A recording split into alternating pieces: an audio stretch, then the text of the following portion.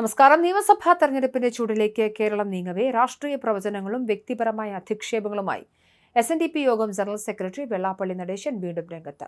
പ്രതിപക്ഷ നേതാവ് VD സതീശനെ ബഫൂണെന്നും ജോക്കറെന്നും വിളിച്ച് ആക്ഷേപിച്ച വെള്ളാപ്പള്ളി മുഖ്യമന്ത്രി പിണറായി വിജയന്റെ പ്രകടനം സൂപ്പറാണെന്നും LDFന് തുടർഭരണം ഉണ്ടാകുമെന്നും പ്രഖ്യാപിച്ചു.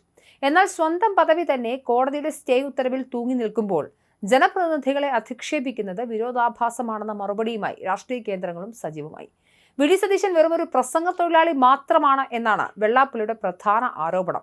സതീശന്റെ നേതൃത്വത്തിൽ K സുധാകരനെ വേട്ടയാടുകയാണെന്നും അദ്ദേഹം പറഞ്ഞു.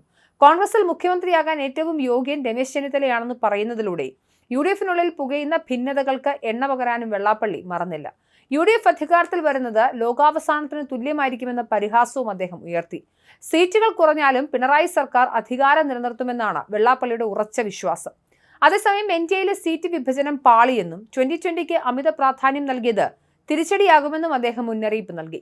BJPയിലെ മുതിർന്ന നേതാക്കളെ തഴഞ്ഞതിലുള്ള അസംതൃപ്തിയും അദ്ദേഹം തുറന്നടിച്ചു.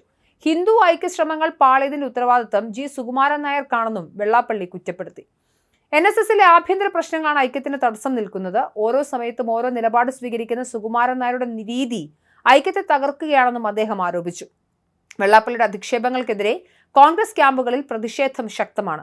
സ്വന്തം സംഘടനയിലെ ജനാധിപത്യം കോടതി കയറിയിരിക്കെ മറ്റുള്ളവരെ ജനാധിപത്യം പഠിപ്പിക്കാൻ വരേണ്ടതില്ലെന്നും നേതാക്കൾ തിരിച്ചടിച്ചു. പിണറായി വിജയനെ പ്രീണിപ്പിക്കാനുള്ള ശ്രമമാണ് ഇത്തരം പ്രസ്താവനകളിലൂടെ വെള്ളാപ്പള്ളി നടത്തുന്നത് എന്നാണ് കോൺഗ്രസ് വിലയിരുത്തൽ. അടൂർ പ്രകാശിനെയും K സുധാകരനെയും സ്ഥാനാർത്ഥി പട്ടികയിൽ നിന്നും മാറ്റി നിർത്തിയത് കോൺഗ്രസിന് വൻ തിരിച്ചടിയാകുമെന്ന പ്രവചനത്തോടെയാണ് വെള്ളാപ്പള്ളി തന്റെ രാഷ്ട്രീയ നിരീക്ഷണങ്ങൾ അവസാനിപ്പിച്ചത്.